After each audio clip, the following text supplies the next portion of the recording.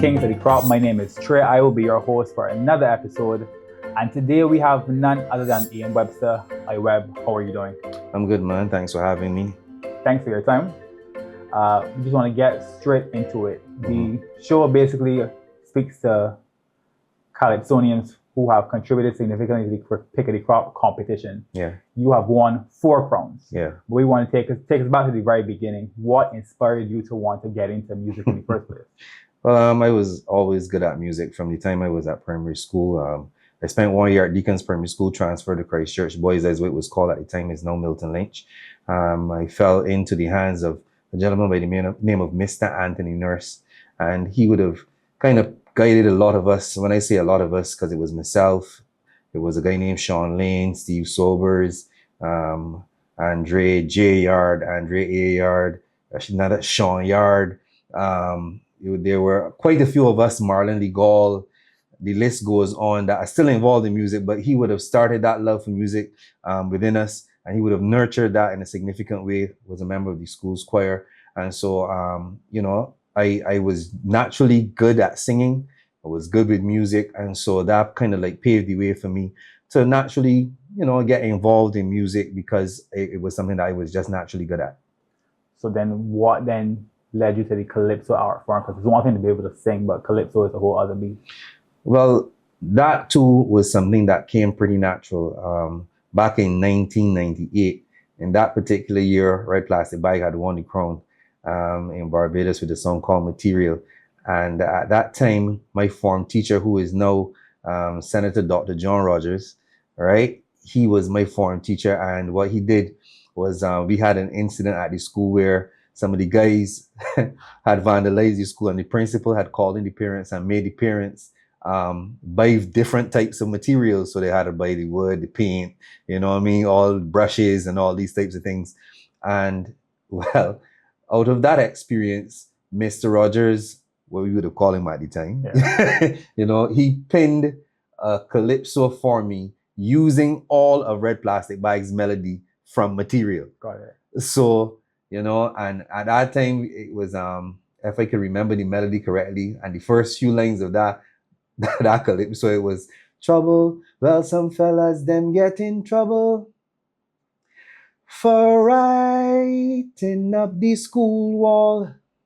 When Corbin, the principal, found out what was happening, them same fellas had to do some painting. And so he rewrote the entire song, and I sang it at the school's independence celebration.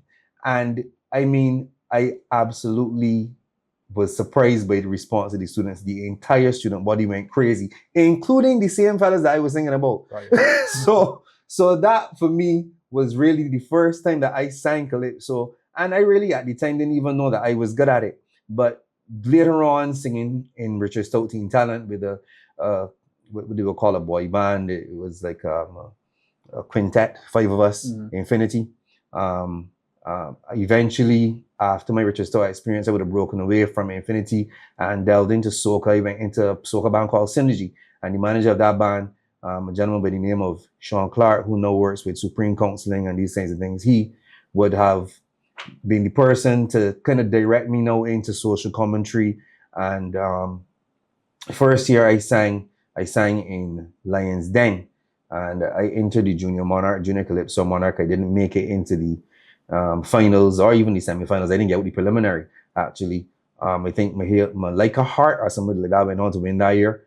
And then the following year, he told me about this song that a guy named Herring had written called Reply to the Wedding, and it was poking fun at the Mighty Gabby song that he had sang the previous year in 2001. So this was 2002. Okay. And so Sean said, yo, this song will get you noticed. And I said, well, let me hear it. Man, and heard the song. And I liked what I heard.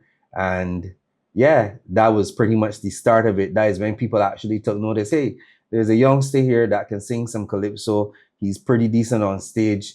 And people actually took note of me from that time. And yeah, that's kind of how I got into Calypso. Remember the first year that you entered the competition and actually made it to the finals? Yeah, that was 2003. Yeah. Tell me about that year. What was the thought process like that?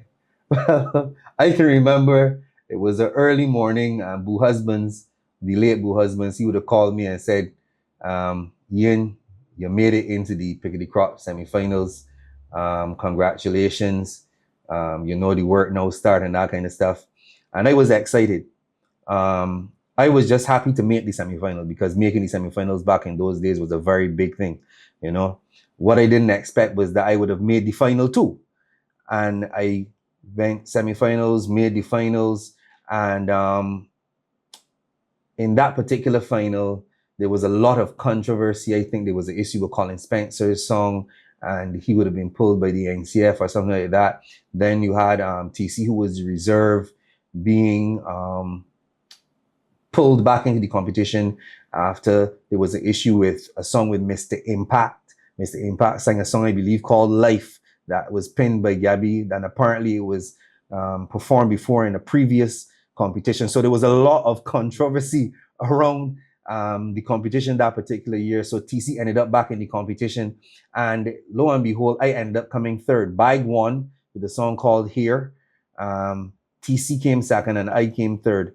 And the success of that, the actually getting onto that stage and getting into the top three, being the youngest in that year's competition for me, and then being as successful as I was in that particular year, I guess that would have created in me the desire to want to continue. At some point, I didn't continue the following year because, truth be told, I went through some situations personally that would have guided me in a different direction. But then I re-emerged onto the scene in 2012 again after like a 9 years, a little 9-year hiatus, and I performed Hollywood Tree, and I've been pretty much consistent in the competition from then until present day. Yeah. What was going through your mind? This is the wrong photo, but what was going through your mind then? This is 2023. My last title, I was real happy because this year was a ding-dong battle for the top spot between myself and Adrian Clark. You know, there was a topical issue with myself and another artist, and Adrian, being the crafty pensman that he is, you know, was able to put together a piece of work called The Nancy and the Big Bad Ram, and you know, it was a ding-dong battle. This is a moment of relief, a moment of joy, saying, yeah, we did it again. Yeah. We're gonna get back to this. Yeah. Tell me about this one, because that's the one I want to show you first. Oh. Tell me the first time you won. Tell me about 2013, I believe. 2013, man. The previous year, there was a lot of talk about me being the winner of the competition. You know how people go after the judges' result. You know the judges think final, but then there's always the, we just call it the court of public opinion. Right. You know, so in some people's eyes, they believe that I had won in 2012. You know, it's something that I never took on. Reason being, after you take a 9-year break from something like social commentary, and you come back and you do as well as I would have done in 2012, coming second to Red Plastic Bag, to me, there is no disgrace or no shame in coming second to Red Plastic Bag. So I really didn't take it on or worry about it too much. But I really wanted to win. And, you know, when you get that first crown, it was fortunate for me, I was able to get it the following year. When you get that first crown, it is nothing quite like the first taste of victory, and it makes you want to pursue victory more, pursue success, and just, you know, continue to churn out as many tunes as you can. And for me, it's not just about churning out tunes, but it's more about being as consistent as I possibly can with the music that I produce every single year. And whenever I get the opportunity to go on a Calypso or Pic-O-De-Crop final stage, that I do the best job that I can do. Out of those four, which one would you say was the most rewarding, or the one that you didn't actually expect, but you actually pushed through and came out on top?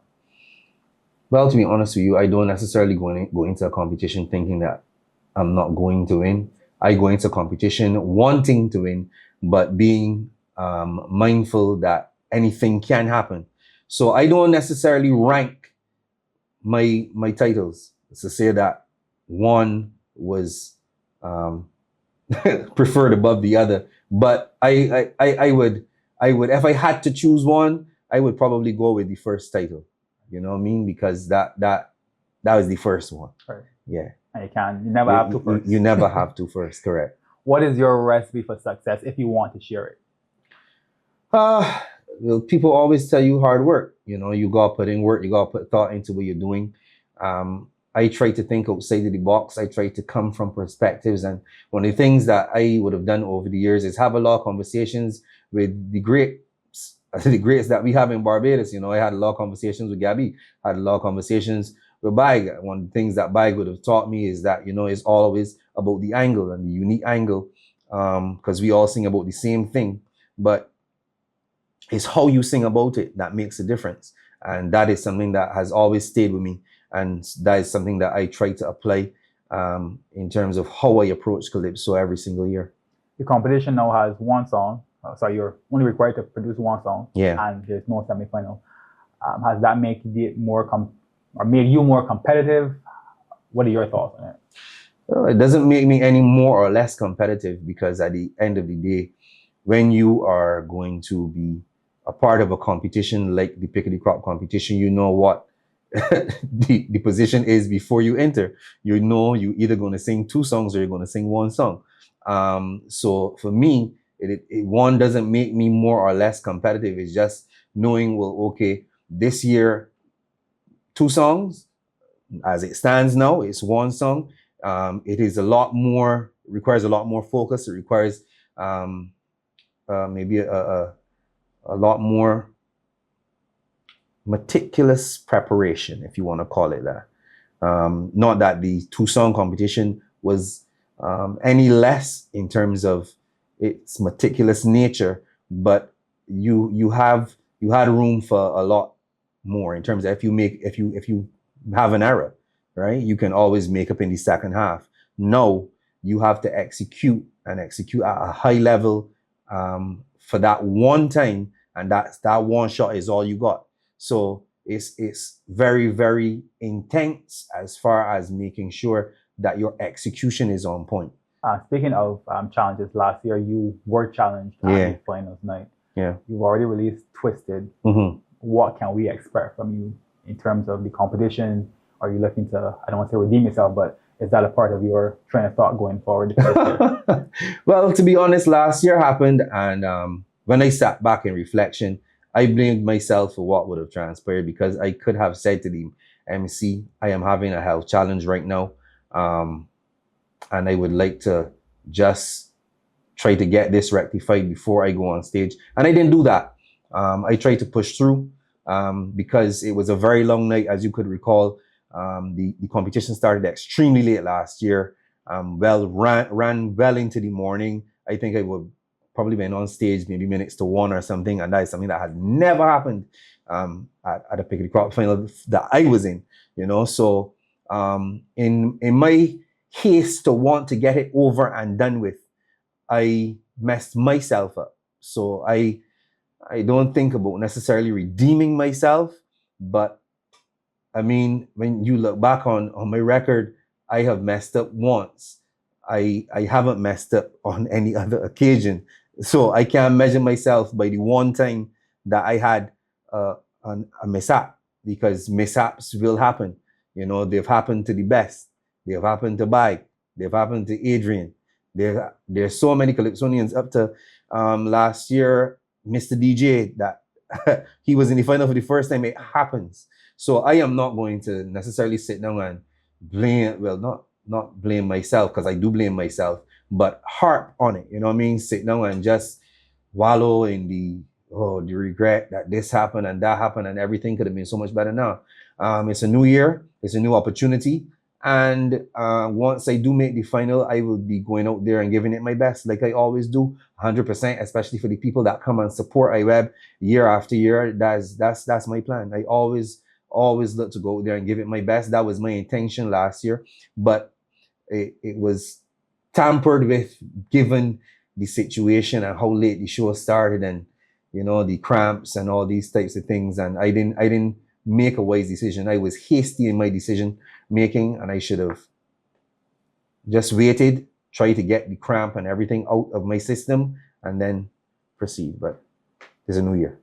And it probably goes without saying that you would hope that some of those kinks are worked out in terms of being late.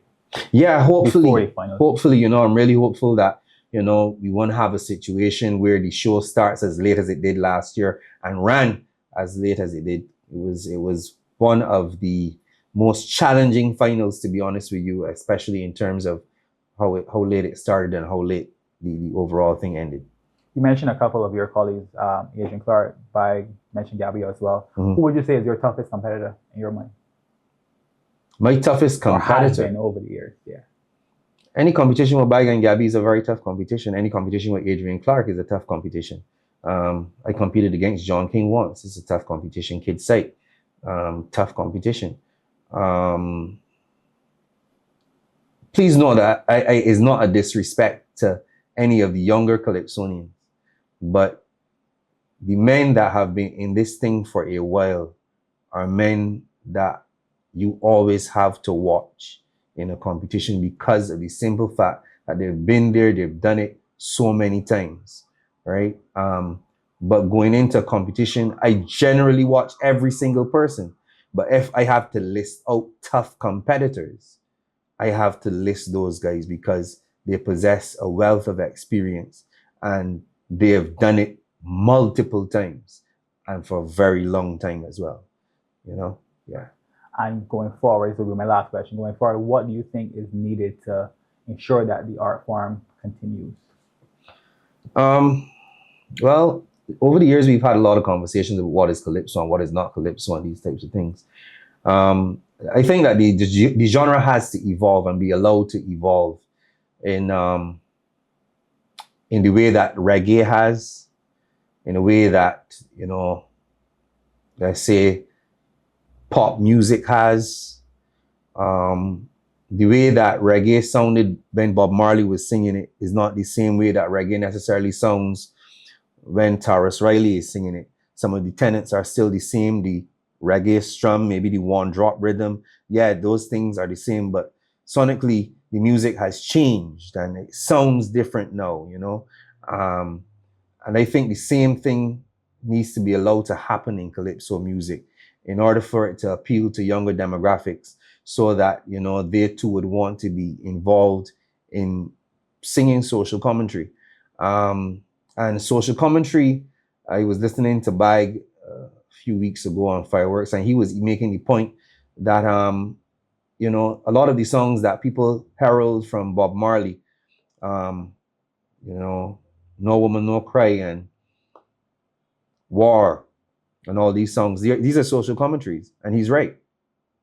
They're social commentaries, but they're not talking about a prime minister or they're not talking about a politician and they're not talking about, you know, but they're talking about social issues. Right. So the genre has to be allowed to evolve, and the people that really rests with are the Calypso fans and the aficionados, right? Because the purists want to hear what they are accustomed to hearing. But if you look at bashment and how the bashment genre of soca music has taken off in Barbados and has appealed to young people, that too has a genesis. It has a beginning, and soca has evolved into so many different things. When you think about, for example, we talk about soca. Yeah, we got soca, but St. Lucia has soca, and they call their thing Dennery segment. Barbados has their bashment, right? You have in Dominica, they have their bouillon, right? So all of it is soca, but then there are different branches of it.